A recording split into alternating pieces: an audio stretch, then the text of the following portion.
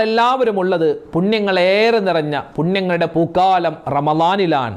റമളാൻ അൽഹംദുലില്ലാഹ് അല്ലാഹു തആല ഖബൂൽ ചെയ്യുമാറാവട്ടെ. അപ്പോൾ ഇൻഷാ അല്ലാഹ് ഈ പുണ്യമായ റമളാൻ നമുക്ക് അനുകൂലമായ സാക്ഷിയാവാൻ ഒരു 10 കാര്യങ്ങൾ നമ്മൾ ഇന്നു മുതൽ തന്നെ ശ്രദ്ധിച്ചു തുടങ്ങണം.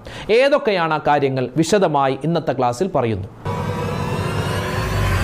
വിശുദ്ധമായ റമളാൻ ആകുമ്പോൾ പലർക്കും പല സംശയങ്ങളാണ്.